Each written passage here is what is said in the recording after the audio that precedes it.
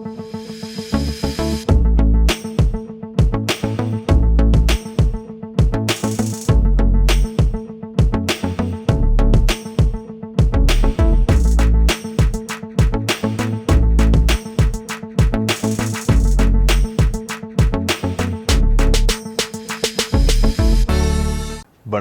இலங்கை செய்திகளுடன் நான் நிரோஷன். விரிவான செய்திகளுக்கு முன் தலைப்புச் செய்திகள். கொழும்பு துறைமுக நகர பொருளாதார ஆணைக்குழு சட்ட திருத்தத்தில் செய்வதற்கு அமைச்சரவை அங்கீகாரம். ஸ்ரீலங்கா பொதுஜன பெரமுனவின் ஜனாதிபதி வேட்பாளராக நாடாளுமன்ற உறுப்பினரும் தொழிலதிபருமான தம்மிக பெரேரா நியமிக்கப்பட உள்ளதாக தகவல். ஜனாதிபதி தேர்தலில் சுயேட்சை வேட்பாளராக போட்டியிட வேட்புமனு தாக்கல் செய்ய உள்ள MK சிவாஜிலிங்கத்தை கைது செய்ய உள்ள போலீசார்.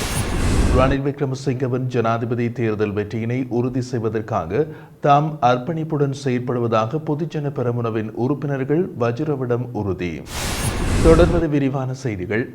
வெளிநாட்டு நிறுவனம் ஒன்றுக்கு இணையவழி விசா வழங்குவது தேசிய பாதுகாப்புக்கு அச்சுறுத்தல் எனவும் மற்றும் அது சுற்றுலாத்துறைக்கு பெரும் பாதிப்பை ஏற்படுத்துவதாகவும் தாக்கல் செய்த அடிப்படை உரிமை மனுவை உச்சநீதிமன்றம் விசாரணைக்கு எடுத்துக் கொண்டுள்ளது.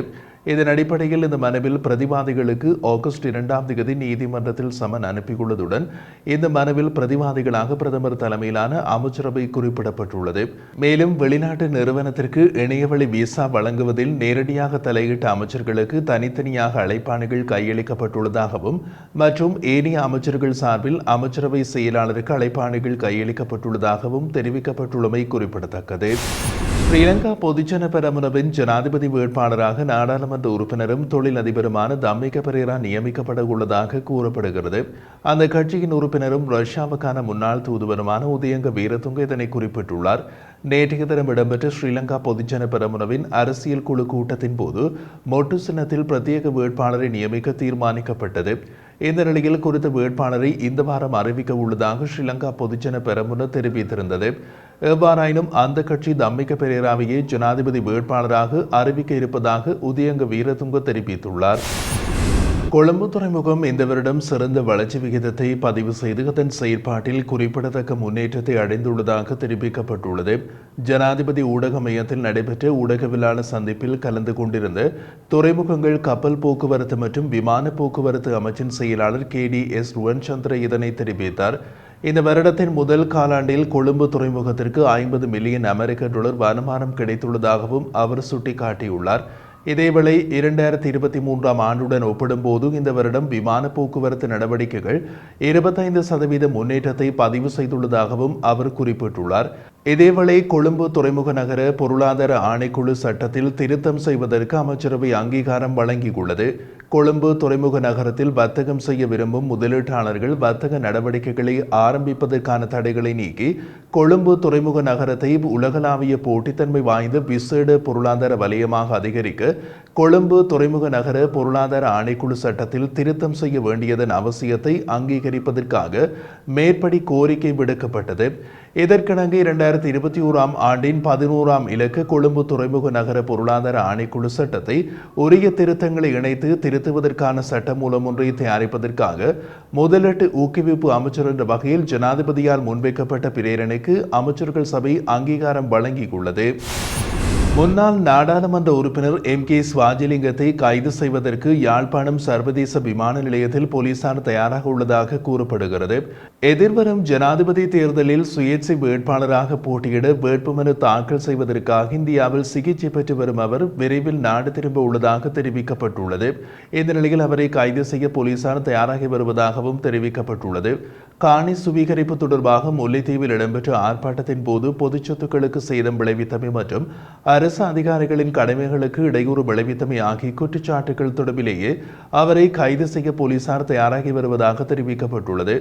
MK சிவாஜிலிங்கம் தற்போது இந்தியாவில் சிகிச்சை பெற்று வருகின்றார். இந்த நிலையில் அவர் விரைவில் நாடு திரும்புவார் என்று எதிர்பார்க்கப்படுகிறது. எவ்வாறாயினும் MK சிவாஜிலிங்கம் கைது செய்யப்படுவதை தடுக்க நீதிமன்றத்தில் மனு ஒன்றை சமர்ப்பிக்க அவரது சட்டத்தரணிகள் நடவடிக்கை எடுத்து வருவதாக தெரிவிக்கப்பட்டுள்ளது. இந்தியா செல்வதற்கு முன்னர் யாழ்ப்பாணத்தில் ஊடகவியலாளர்களிடம் பேசிய அவர் இந்த வருட ஜனாதிபதி தேர்தலில் சுயேட்சை வேட்பாளராக போட்டியிடுவேன் என்று கூறியிருந்தார் என்பதும் குறிப்பிடத்தக்கது. வடக்கு கிழக்கு கடல் தொழிலாளர்களின் பிரச்சினைகளை வெளிப்படுத்தி அதற்கான தீர்வை முன்வைப்பவர்களுக்கு கடல் தொழில் சமூகம் ஆதரவை வழங்குவது தொடர்பாக பரிசீலிக்கும் என வடமாகாண கடல் தொழிலாளர் அமைப்புகளின் பிரதிநிதி அனுராசா தெரிவித்துள்ளார். யாழ்ப்பாணத்தில் இடம்பெற்ற ஊடகவியலாளர் சந்திப்பின் போது அவர் மேற்கண்டவாறு தெரிவித்தார். தொடர்ந்தும் அவர் கருத்து தெரிவிக்கையில், வடக்கு கிழக்கு மாகாணங்களில் கடல் தொழிலாளர்கள் எதிர்கொள்கின்ற பிரச்சினையினை ஜனாதிபதி தேர்தலில் போட்டியிடும் வேட்பாளர்கள் தமது தேர்தல் விஞ்ஞாபனங்கள் ஊடாக வெளிக்கொண்டு வர வேண்டும். இந்த தேர்தலில் போட்டியிடும் பிரதான வேட்பாளர்கள் மட்டுமல்ல, ஏனைய அனைத்து வேட்பாளர்களும் வடகிழக்கில் உள்ள கடல் தொழிலாளர்களின் பிரச்சினையை வெளிக்கொண்டு வந்து அதற்கான தீர்வு என்ன என்பதை தேர்தல் விஞ்ஞாபனத்தின் ஊடாக வெளிக்கொண்டு வர வேண்டும். ஒற்றுமையாக ஒன்றுபட்டு வடக்கு கிழக்கிலே யாருக்கு வாக்களிக்கிறது என்ற முடிவு கடல் தொழில் சமூகம் எடுக்க வேண்டும் என்றும் தீர்மானித்திருக்கின்றோம். வடகிழக்கிலே அன்னளவாக 5 லட்சத்திற்கும் மேற்பட்ட வாக்காளர்கள் கடல் தொழில் சமூகத்தை பிரதிநிதித்துவப்படுத்தி இருக்கின்றார்கள். எனவே கடல் தொழிலாளர்களின் பிரச்சனைகளுக்கு தீர்வு என்ன என்பதை உங்கள் தேர்தல் விஞ்ஞாபனத்தில் வெளிப்படுத்தினால் வடக்கு கிழக்கு இணைந்து 5 லட்சம் மக்களுடைய வாக்குகள் வழங்குவதை பற்றி நாங்கள் பரிசீலிப்போம் என்றும் அவர் தெரிவித்தார். இந்திய அரசின் 600 மில்லியன் ரூபாய் உதவியோடு தோட்ட பாடசாலைகளில் உள்கட்டமைப்பு வசதிகளை மேம்படுத்துவதற்கு அமைச்சரவை அங்கீகாரம் வழங்கியுள்ளது. முன்னதாக இந்திய அரசின் 300 மில்லியன் ரூபாய் உதவியோடு தோட்ட பாடசாலைகளில் உள்கட்டமைப்பு வசதிகளை மேம்படுத்துவதற்கான கருத்திட்டங்களை நடைமுறைப்படுத்துவதற்காக 2019ஆம் ஆண்டு ஜூன் மாதம் 4ஆம் தேதி அன்று இடம்பெற்ற அமைச்சரவை கூட்டத்தில் அங்கீகாரம் வழங்கப்பட்டிருந்தது. இந்த நிலையில் நிலவிய பொருளாதார நெருக்கடியால் ஏற்பட்ட விலை அதிகரிப்புகளால் குறித்த கருத்திட்டத்தின் நன்கொடையை 600 மில்லியன் ரூபாய்களாக அதிகரிப்பதற்கு இந்திய அரசு உடன்பாடு தெரிவித்திருந்தமை குறிப்பிடத்தக்கது. ரணில் விக்ரமசிங்கவின் ஜனாதிபதி தேர்தல் வெற்றியை உறுதி செய்வதற்காக தாம் அர்ப்பணிப்புடன் செயற்படுவதாக பொதுஜன பெரமுனவின் உறுப்பினர்கள் தெரிவித்துள்ளதாக ஐக்கிய தேசிய கட்சியின் தவிசாளர் நாடாளுமன்ற உறுப்பினர் வஜிர அபிவர்த்தன குறிப்பிட்டுள்ளார். வஜிர அபிவர்த்தனவுடனான இடம்பெற்ற சந்திப்பில் கலந்து கொண்டிருந்த போதே இவ்வாறு தெரிவித்துள்ளதாகவும் ஸ்ரீலங்கா பொதுஜன பெரமுன கட்சியின் மூலம் நாடாளுமன்றத்திற்கு தெரிவான 150 உறுப்பினர்கள் தற்போது ரணில் விக்ரமசிங்கவின் வெற்றியை உறுதி செய்ய இணைந்துள்ளதாகவும் அவர் தெரிவித்தார். பொதுஜன பெரமுனவின் அரசியல் குழுவினால் கொண்டுவரப்பட்ட முன்மொழிவின்படி அவர்களும் வேட்பாளர் ஒருவரை களமிறக்க முடிவு செய்துள்ள நிலையில் பொதுஜன பெரமுன கட்சியின் முக்கியஸ்தர்கள் ரணிலுக்கு ஆதரவு வழங்க தீர்மானித்துள்ளனர். தொடர்ந்தும் தெரிவித்த வஜிர அபிவர்த்தன, பொதுஜன பெரமுன வேறொரு ஜனாதிபதி வேட்பாளரை முன்னிலைப்படுத்துவதாக மேற்கொண்ட தீர்மானத்துடன் ஐக்கிய மக்கள் சக்தியில் ரணிலுக்கு ஆதரவு தெரிவிக்க தயாராக உள்ளவர்களின் பயணத்தை மேலும் வேகமாக்கியுள்ளதாக குறிப்பிட்டுள்ளார். அதேவேளை இலங்கையை கட்டியெழுப்பிய தலைவர் என தெரிவித்தாலும் கூட ரணில் விக்ரமசிங்க கடுமையான உள்ளக தோல்வியை சந்தித்து ஜனாதிபதி தேர்தலில் போட்டியிடுகிறார் என்பது வஜிர அபிவர்த்தன மேற்படி உறுப்பினர்களுடனான சந்திப்பில் வெளிப்படுத்திய சில கருத்துக்கள் மூலம் வெளிப்பட்டிருந்தது.